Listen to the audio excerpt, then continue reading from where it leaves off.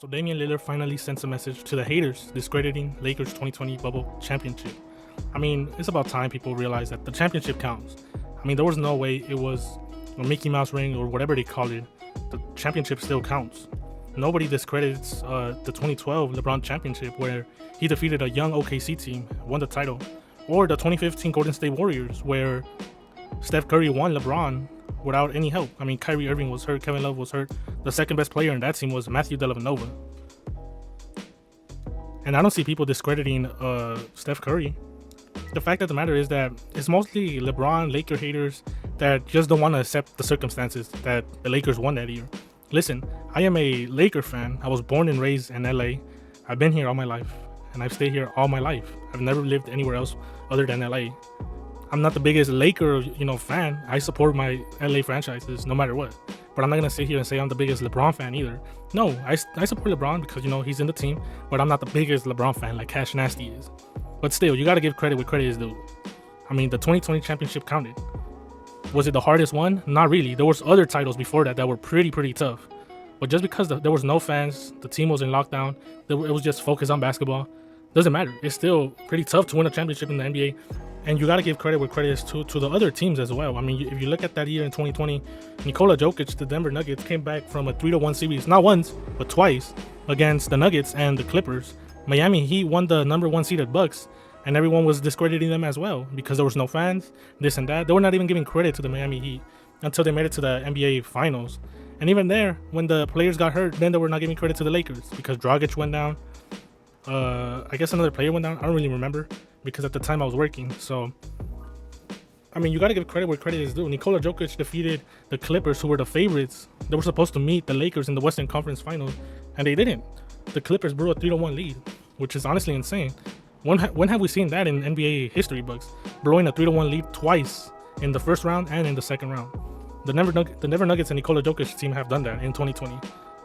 So the NBA bubble definitely counts. I feel like if other teams would have won it, it probably would have been the same narrative of that the NBA doesn't count. You know what I'm saying? I feel like this is a mix of LeBron haters and Laker haters that really don't like LA and, they just start talking. But you got to give credit where credit is due. I mean, we saw it this year as well when the Denver Nuggets won the title and everyone was saying how Miami Heat could do this, this. Nobody was giving credit to the Denver Nuggets. Still, now that Nikola Jokic won the title, nobody pays attention to him. Nobody gives him credit at all. They're either talking about Boston winning it this year, Golden State winning it. Heck, I even say my team, Lakers. They give credit to all these teams, but the Denver Nuggets don't get enough credit. We saw what Nikola Jokic did to my Lakers last year. He completely tortured us. I'm not going to sit here and say, oh, well, we could have done this. No, he completely destroyed our team. He brought me back to reality. I will be honest.